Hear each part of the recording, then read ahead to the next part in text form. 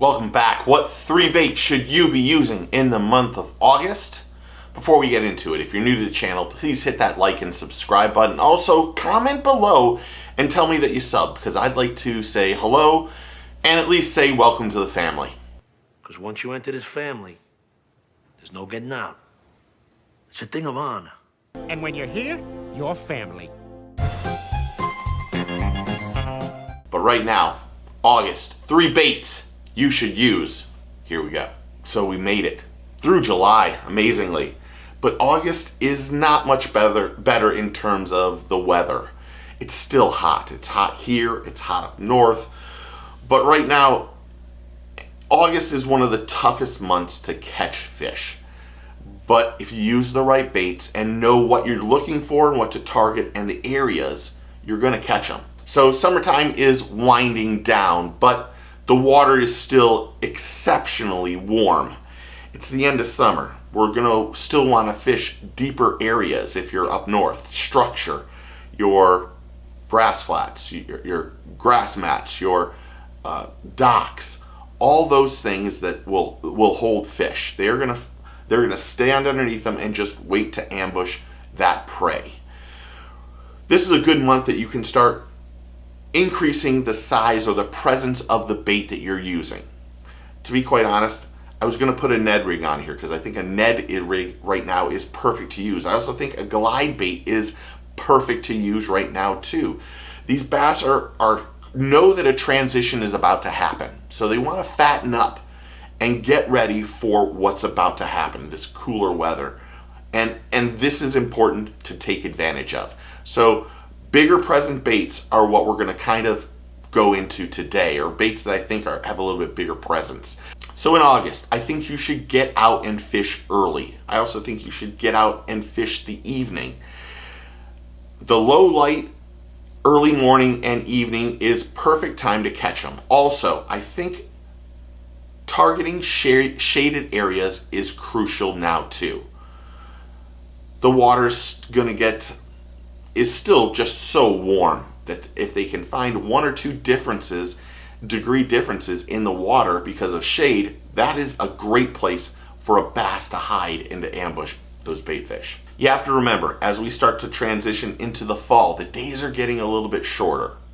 And knowing our barometer and those things will help you catch more fish. Here we go. Number 1, I really like the HD Tackle Hog Monster Ribbon Worm. Now, I know what you're saying. There's tons of them out there. I agree with you. I want a giant worm right now. I want a worm that has great action. I want a worm that isn't expensive too. I think you get 10 of these, I don't even know, for probably $4 or $5. They're not that expensive. I want the action of the tail right now. You can use it as like a speed worm. You can use it with a Texas rig and bounce it off the bottom. But this bait has such exceptional action in the tail that ribbon tail is what I want to use. I think that's what you should be using too. Another one, if you haven't seen the Hyperlastics Worm Spin. Not the biggest bait, but what I like about this is that little spinner on the back. Now I can use this as a topwater bait. I can use it as a bottom bouncing bait, but pretty much what I'm using it as is a middle column worm that just you cast and just reel it in at a moderate pace, and that blade in the back just makes bass go crazy. So that's my number 1. Not really a stick worm, but a worm that has a lot of action. My number 2 bait, which you're going to see 2 different versions, is a Whopper Plopper. Now, 95, 99, I say 95 all the time. A majority of the time, I use the smaller Whopper Plopper or the Berkley Chapo.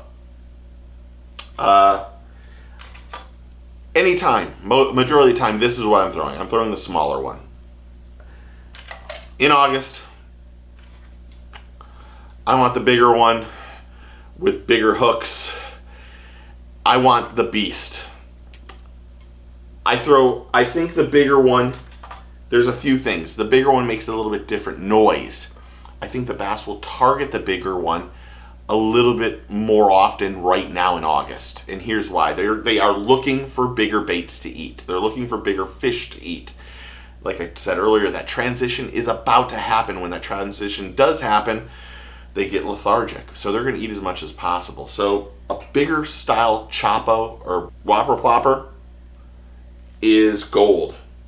Quite honestly, that big giant, I don't even think it's like 110 version or whatever it is. I would even suggest throwing that right now. That's a bigger bait. Now remember, if you don't know a lot about Whopper Ploppers, there's really two ways of using it. You can cast it and just retrieve it in. It'll make that chugging train noise, that kind of stuff. Or you can cast it and rip it. Just let it go and stop. Now, the bigger baits are going to sound different than the smaller baits. So if you find yourself not getting bites, you probably need to downsize one. Start off bigger and go to smaller, because that sound is what's going to trigger those bites. That sound and that bubble trail and that commotion on top of the water. So remember, if you're going to use the bigger one, it's going to sound different than that smaller one. So just go down the line.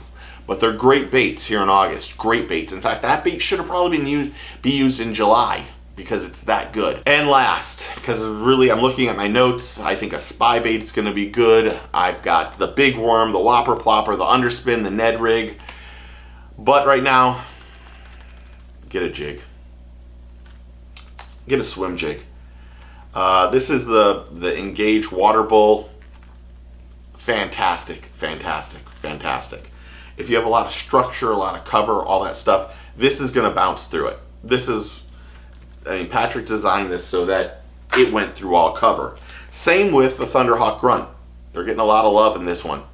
The Grunt's another great bait, very inexpensive, comes through cover very well, and has a stout hook. That's really important. And last, I think another swim jig that you can use, if you like to use that, get this to the bottom and let the fish smell it, is that Berkley swim jig that has the scent infused, the Max scent infused into the trailer, and that's pretty cool. All three of these are meant to get through cover, because that's what you're going to fish these in. If you're fishing offshore, get these baits into the thickest crap you can find. Let them go through the grass, let them go through the structure, and those bass are sitting on the bottom of that structure. So get it in that thick stuff and make sure that it can come out. One of the great things about these Engage and these lures, if you feel yourself getting snagged, don't set the hook. Shake the rod. Shake it. And that weed guard will do its work and then pull it through.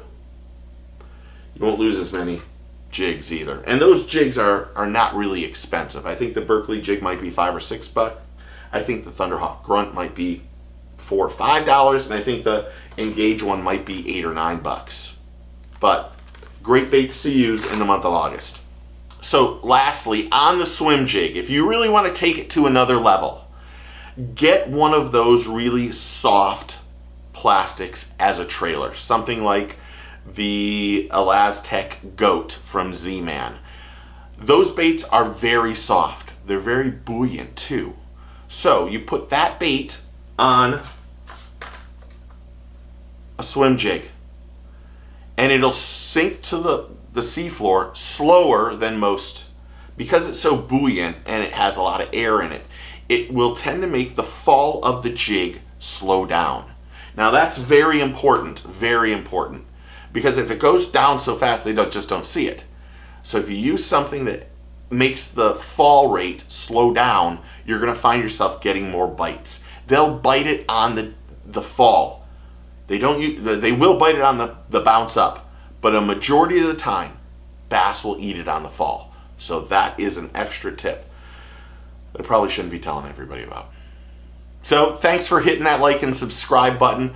Comment below and tell me what 3 baits you use in August. I'd love to know.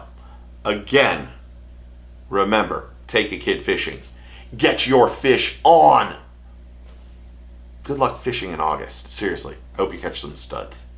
We'll see you guys soon. Cheers.